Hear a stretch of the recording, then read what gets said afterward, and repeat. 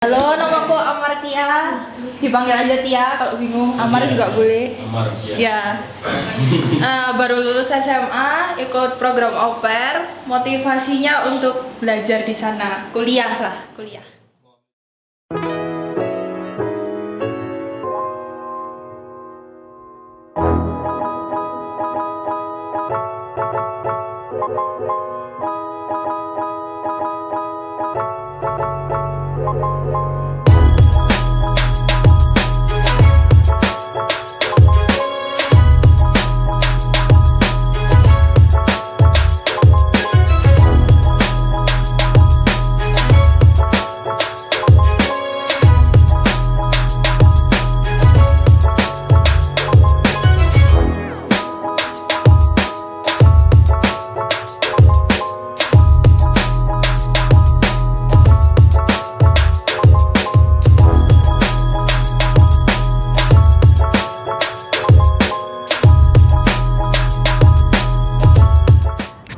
Balik lagi sama aku Nelly di segmen YJ Antar Peserta.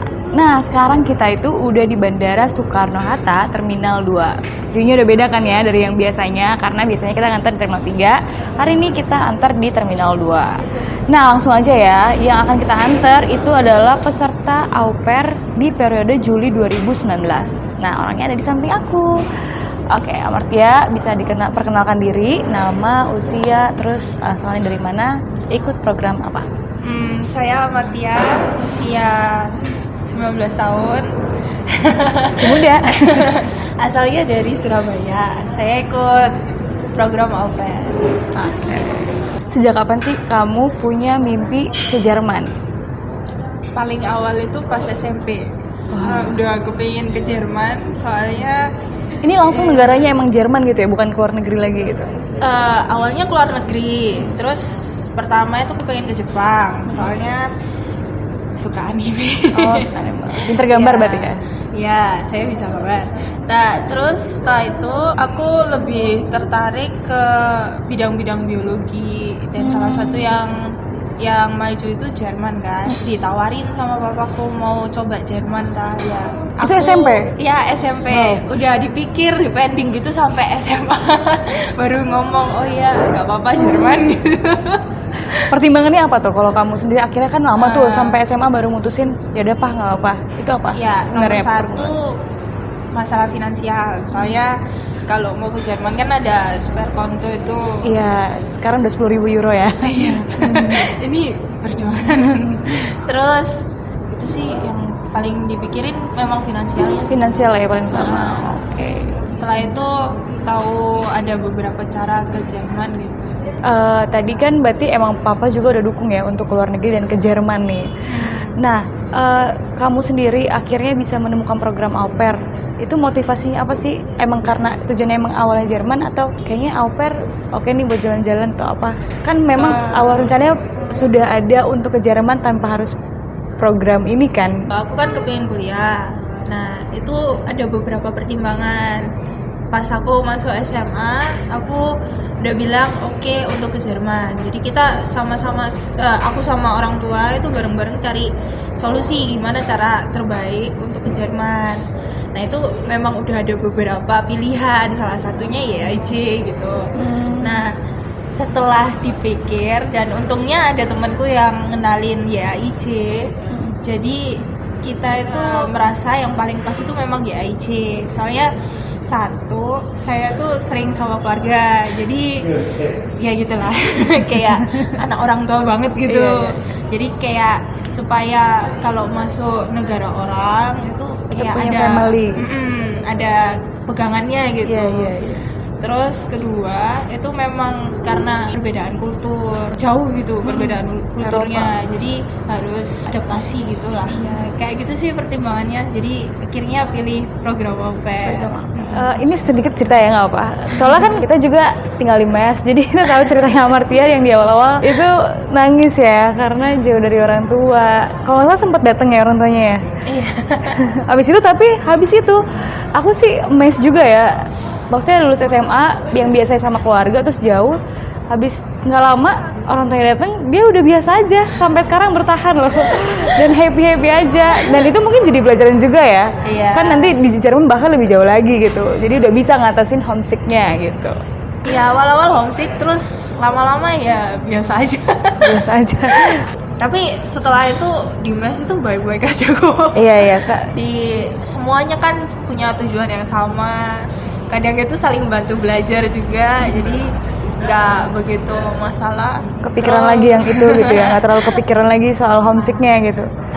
Jadi kayak kita juga jalan-jalan kan sama-sama luar kota gitu ya, jalan-jalan Jakarta, belajar banyak gitulah.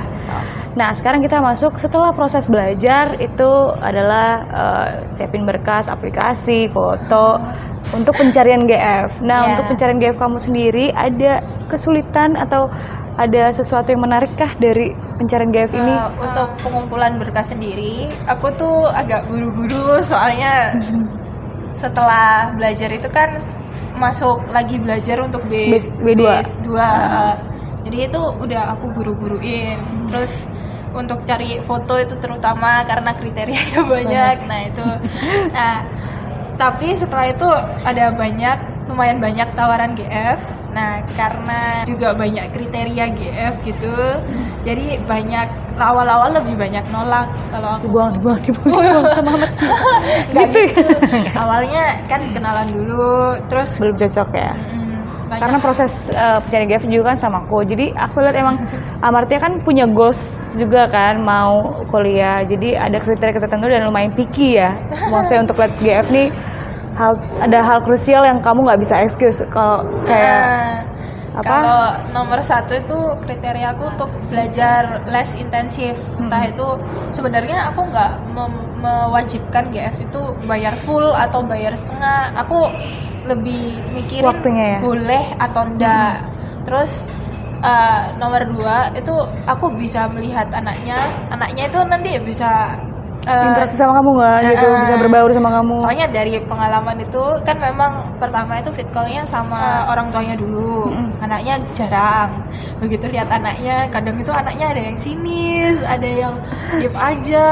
Jadi memang aku pastiin dulu anaknya bisa nggak kira-kira sama aku. Terus ketiga itu dari orang tuanya sendiri. Orang tuanya caranya dia untuk menarik hati ya. Ya, untuk menarik hatiku itu gimana? Soalnya pernah aku dapat itu dia ini kriterianya cuma 1, aku bisa bahasa Jerman. Soalnya anaknya udah besar, umur 5 gitu, dan itu memang harus ngomong pakai bahasa Jerman. Nah, kan diriku sudah belajar sampai B2, kalau nggak bisa ngomong kan ya aneh gitu kan. Jadi dia suka sama aku. Cuman anaknya sendiri itu pas video call itu sinis banget, jadi kayak menatap gitu kayak seandainya kalau aku salah sama dia kayak mau dipukul gitu.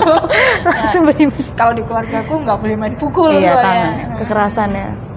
Dari situ mau nggak mau akhirnya aku tolak dari orang tuanya sendiri, soalnya nggak mempromosikan keluarganya gitu loh. Aku lebih kepengin kan jadi bikin GF ini jadi keluarga nomor 2 gitu. Iya. Kalau nggak mau kayak sekedar tempat tinggal gitu ya. Jadi hubungan bisa baik gitu loh. Iya, betul. Nah, aku suka nih.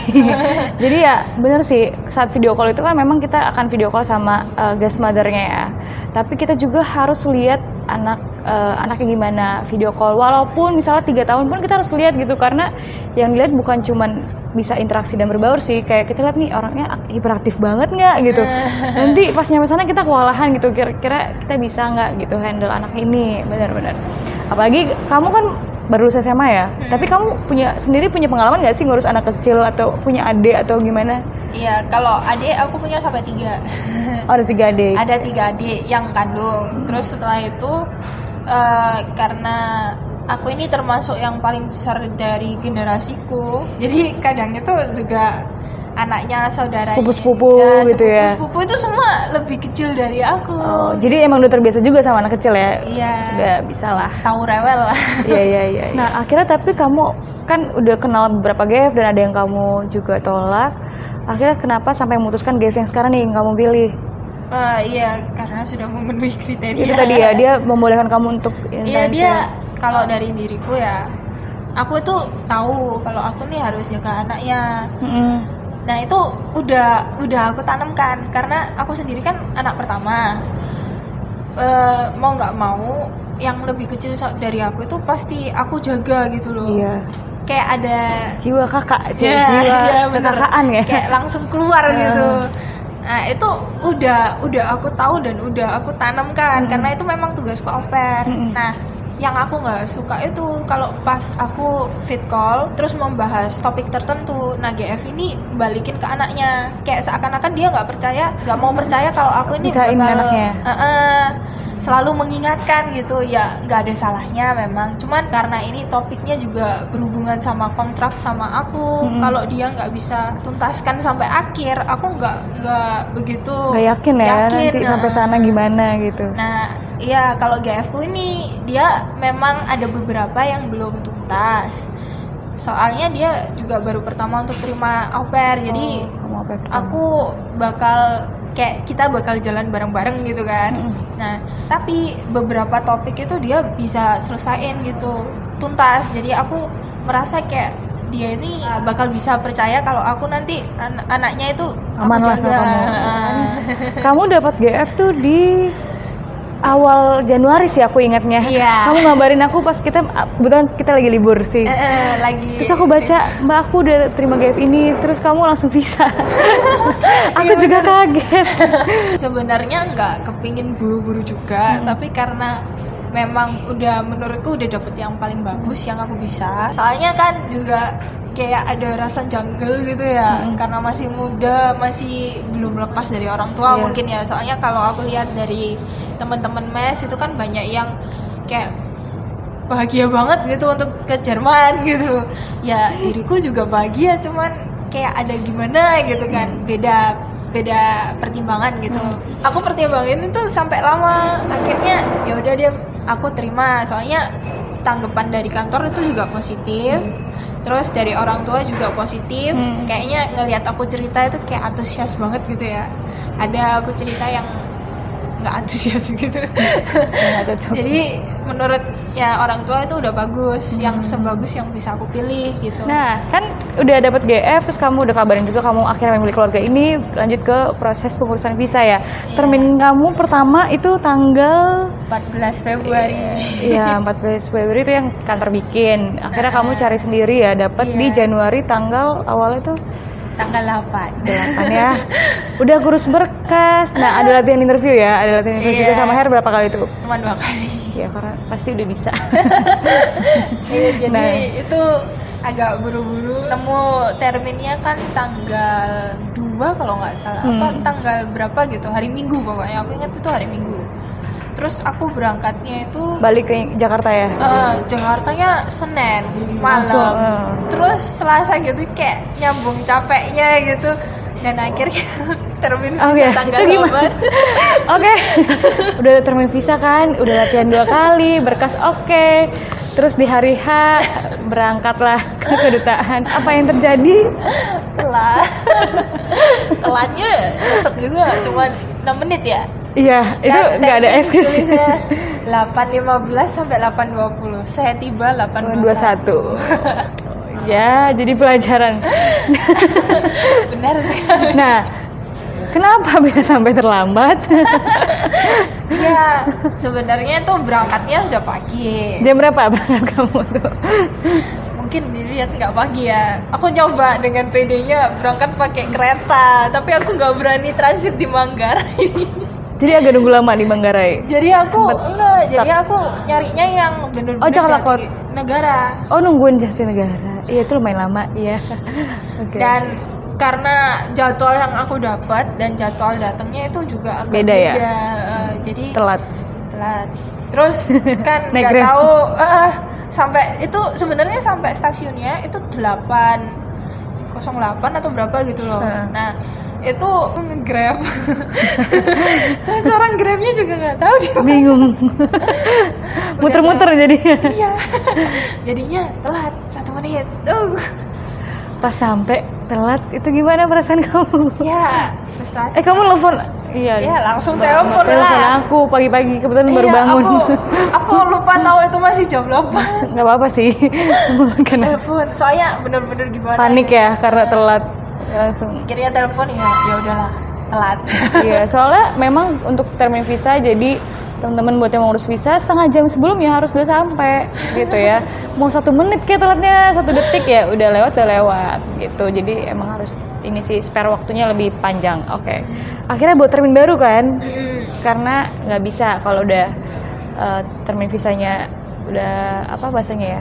Udah terlambat, kita harus batalin yang sebelumnya terus bikin termin visa dapat tanggal 13. Oke, dapat 13 ini lancar kok. Semua nggak terlambat lagi, terus udah selesai. Nah, tanggal 13 terus selama itu kan kamu nunggu di mes ya. Terus habis itu kamu dapat kabar visanya jadi nih. Itu tanggal 21 visa itu adalah hari kerja, jadi Sabtu Minggu nggak dihitung. Jadi menurutku itu lumayan cepat sih. 13 ke itu pas dapat wah kok cepat banget ya. Kamu juga gimana kaget. perasaannya? Nah, aku tuh gimana ya, kayak lu begitu di mes itu kayak lupa tanggal ya. Pas itu kita itu di semester itu lagi bersih-bersih. Selesai bersih-bersih, Mbak Nelly nge-WA. Aku nggak tahu, tak pikir Mbak Nelly suruh ke kantor tak apa, bantuin apa gitu, Be. Kan pas itu juga ada Mbak Dewi ya, Kak Iya, Dewi itu lagi latihan, tak pikir disuruh bantuin latihan gitu. Ternyata enggak, tahu-tahu udah dapet kabar visa. Oh, cepet ya. Nah gitu doang. Terusnya, oh cepet. Kan kamu baru lulus SMA nih dan kebetulan tadi kamu bilang kamu tahu dari teman kamu. Itu teman sekolah kah atau emang teman main? Oh, yang kenalin au pair itu teman sekolah. Oh, teman sekolah. Berarti kalau lingkungan kamu sendiri udah lumayan familiar dengan program ini? Enggak begitu juga. Kamu boleh dong kasih pesan-pesan buat teman yang nonton video ini atau buat teman-teman di lingkungan kamu siapapun yang mungkin belum tahu sih program au pair itu, tapi mungkin kamu bisa kasih motivasi dan kasih sesuatu tentang program ini. Jadi program ini tuh menurutku tuh juga bagus karena kita ini berkesempatan untuk mengetahui kehidupan dan kultur orang lain gitu ya. Jadi termasuk bagus, terus kita juga bisa lihat negara orang gitu. Dan saranku itu jangan dianggap sebagai beban karena memang sudah di undang-undangnya itu kita juga itu kayak anak gitu ya. Iya, Jadi anggota keluarga gitu. Jadi jangan sekali-sekali kayak mikir beban banget. Anggap aja ini kayak rumah kedua. Kita memang kan mesti di rumah kan harus Bantu-bantu bersih-bersih. Harus pasti ada tugas Jagain masing-masing adik gitu ya. Selain itu juga apresiasi gitulah sama GF yang menerima kita karena memang kalau nggak ada mereka kan kita juga nggak bisa pergi. Sekarang ucapan thanks to-nya untuk siapa aja nih sampai Iya, yang nomor 1 untuk orang-orang kantor dan Herayu. Ya, udah dibantu. Terus untuk GF juga keluargaku, GF yang mau nerima aku gitu, yang baik banget nantinya. Iya, benar. Terus sama Amin. orang tua yang benar-benar dukung. Ya, walaupun mungkin nanti di antara kalian yang orang tuanya agak gimana ya, Setuju. susah gitu. Diyakinkan ya, Susah diyakinkan. Nah, itu jangan terlalu dianggap kayak orang tua ini berusaha untuk mengambil mimpi kalian, jangan gitu. Itu kan cara orang tua untuk menjagai sebenarnya ya. Iya, jagai anaknya. Tapi tetap dicoba. Tetap usaha untuk meyakinkan mungkin dengan cara lain dan Kalau menurutku memang ya IJ sendiri itu juga bagus. Dari pengurusan semuanya, data-data apa itu sudah lumayan bagus gitu. Soalnya teman-temanku yang lain yang ikut agen ini agak lagi terhambat gitu. oh ada juga teman-teman kamu yang sama-sama ikut program ini tapi dari tempat lain. Bukan program ini, jadi Beasiswa. mereka itu langsung yang itu, tapi memang agak terhambat. Oh. Ya IJ aja. Oke, jadi itu thanks-nya. Nah, Oke, udah jam 8. Nah, kamu nih penerbangannya kemana dulu nih? Karena berbeda kan dari yang biasanya. Biasanya kita entertainment 3. Jadi ke Singapura dulu. Di situ nanti mau ketemu orang tua. Sekalian katanya mau diberi kayak sepatah dua kata sebelum pergi. Oke. Habis itu dari Singapura lanjut langsung Iya. nanti ke Berlin. Ya, semoga Mbak Amartia sampai dengan selamat ya, tetap sehat, apalagi dengan banyak sekarang isu-isu virus ini jauhkan ya, bisa sampai di Singapura bisa happy, terus nanti salam juga buat orang tuanya Iya. ya. terus bisa lancar sampai ke Jerman dan semoga cita-citanya untuk kuliah tercapai ya di sana. Amin. Oke, terima kasih Mbak Amartia untuk wawancaranya. Oke guys, sekian interview kita dengan Amartia, di mana dia adalah pemecah rekor untuk nilai B1 paling tinggi di YJ. Ya, di YJ. Oke, kita akan kembali di segmen antar peserta selanjutnya yang lain-lainnya. Dadah. Cus.